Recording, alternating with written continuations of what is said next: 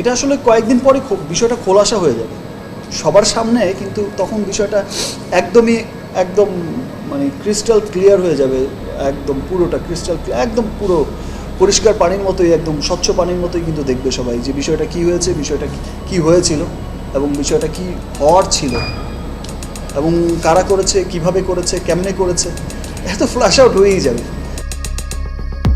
দেশের মাটিতেই গোপনে দ্বিতীয় বিয়ে করেছেন নায়িকা অপু বিশ্বাস। এ কথাটি নিশ্চিত করেছে তার প্রথম স্বামী শাকিব খান। শাকিবের এই বক্তব্য নিয়ে সাংবাদিকরা যখন অপুর কাছে ছুটে যায়, তখন অপু জানায়, শাকিব হয়তো বা আমার পেছনে লোক লাগিয়ে রেখেছে। আমি কখন বের হই আর কখন বাসায় আসি সবকিছুর খবর সে পেয়ে যায়।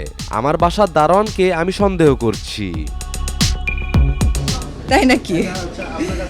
তাহলে আমাদের বাসার দারোয়ান হয়তো বলেছে, আমি বলতে পারবো না। না, সাকিব তো দেশেতেই থাকে না। সাকিব তো এই একবার লন্ডন থেকে এসে কলকাতা থেকে এসে হায়দ্রাবাদ থেকে আবার সে আছে ব্যাংককে, আবার সে ব্যাক করবে। তো এইসব ব্যাপারগুলো যদি একটা মানুষ ব্যস্ত থাকে। অপু বিশ্বাসকে আরও জিজ্ঞেস করা হয়, আপনার দ্বিতীয় স্বামীর পরিচয় কি, সে কোথায় থাকে, কি করে, সেও কি আপনার মতো একজন সেলিব্রিটি নাকি অন্য কোনো পেশায় আছে? উত্তরে অপু জানায়, আপনি যে গুঞ্জনটা শুনেছেন সেটা একান্তই আমার ব্যক্তিগত এবং পার্সোনাল।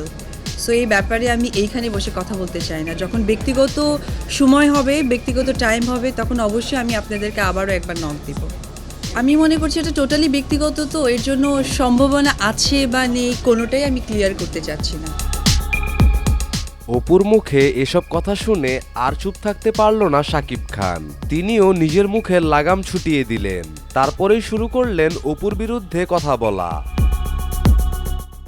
রক্ত মাংস বা অ্যাজ এ হিউম্যান বিং সবারই হচ্ছে রাগ হওয়াটাই স্বাভাবিক, এটা অস্বাভাবিক জন্য। যদি আমার রাগ না হতো সেটা ছিল অস্বাভাবিক, হয়তো আমার ব্রেনে কোনো সমস্যা থাকতো, যে পাগল রাগ করছে না কেন, আদারওয়াইজ কোনো রকম কোনো প্রবলেম মানুষ ফিল করতো। তো রাগ হওয়াটাই স্বাভাবিক।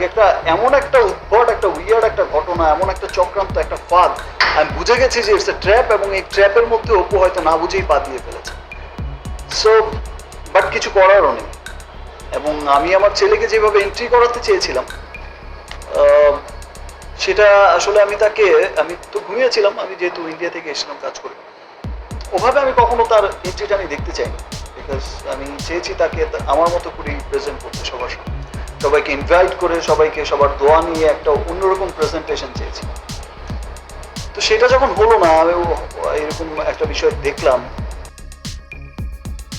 অপুর মুখে এসব কথা শুনে আর চুপ থাকতে পারল না শাকিব খান। তিনিও নিজের মুখে লাগাম ছুটিয়ে দিলেন। তারপরেই শুরু করলেন অপুর বিরুদ্ধে কথা বলা। 1 ঘন্টার নোটিসে বিষয়টা হয়ে গেল। এটা দেখে তো মেজাজ খারাপ হওয়াটাই স্বাভাবিক। সেটার কিছু বহিঃপ্রকাশ ছিল, হয়তো সেই জন্য অনেকের সাথে একটু লাউডলি কথা বলেছি বা অন্যরকম কথা বলেছি, বা নিজের আবেগের কথাগুলো অন্যভাবে হয়তো বলেছি। চলচ্চিত্রের অনেক মানুষেরই কথা, যেমন আমার পরিচালক সমিতির সভাপতির সাথে কথা হলো, আমার আসতেই কথা হলো। ইনি যেটা বললেন আমাকে, গুলজার ভাই, যে অ্যাটলিস্ট একটা জিনিস তো খুব ভালো হয়েছে, যে অ্যাটলিস্ট আজকে সমস্ত জায়গায়, সমস্ত প্রেস, সমস্ত টিভি চ্যানেল, সব জায়গার একটা মানে hot news and hit news ছিল হচ্ছে এই বিষয়টা। অ্যান্ড দেন আমার ছেলের এন্ট্রি হয়তো সবার আশীর্বাদ দিয়ে হোক আর না হোক, সবার দোয়া দিয়ে হোক আর না হোক, আমার মতো করে প্রোগ্রাম করে না করতে পারলেও সব জায়গায় কিন্তু আজকে খুব মেন নিউজের মধ্যেই ছিল, ফ্রন্ট লাইনেই ছিল। দ্যাট মিনস সুপারস্টারের ছেলের তো সুপারস্টারের মতোই এন্ট্রি হলো। যারা আমার সত্যিকারের মঙ্গল কামনা করে এসেছে এই পর্যন্ত, তারা আমার সত্যিকারেরই উইলেশার, তারা আমার মঙ্গল কামনা করে এসেছে বিধায় আমি শাকিব খান। তারা এর আগেও আমার কিন্তু অনেক ধরনের অনেক পরিস্থিতির শিকার হয়েছে, অনেক রকম ট্র্যাপে পড়তে হয়েছে, অনেক রকম বিভিন্ন প্রতিকূল অবস্থার। অপুর মুখে এসব কথা শুনে আর চুপ থাকতে পারল না শাকিব খান। তিনিও নিজের মুখে লাগাম ছুটিয়ে দিলেন। তারপরেই শুরু করলেন অপুর বিরুদ্ধে কথা বলা।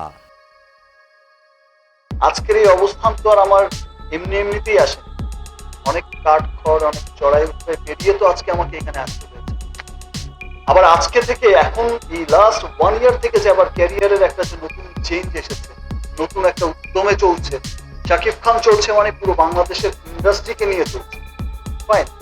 এটা কিন্তু অনেক ক্ষেত্রে ঈর্ষণীয় একটা বিষয়, যেটা আমার যারা মানে শত্রু যারা আছেন, আমার যারা অপোজিশনে যারা আছেন, যারা এইরকম স্টার সুপারস্টার হলে পরে কিছু অদৃশ্য শক্তি থাকে যে সে স্টারকে ক্ষতি করার জন্য, তার স্টারডমকে হ্যাম্পার করার জন্য। তো সেই রকম অদৃশ্য শক্তিদেরই হচ্ছে একটা ট্র্যাপ করছিল, একটা ট্র্যাপ পেয়ে গেছে।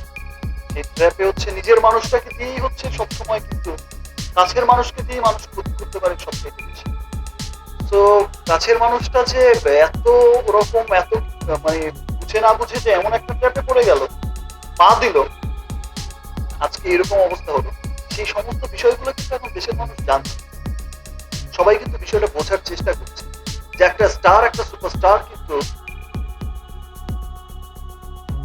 অপুর মুখে এসব কথা শুনে আর চুপ থাকতে পারল না শাকিব খান। তিনিও নিজের মুখে লাগাম ছুটিয়ে দিলেন।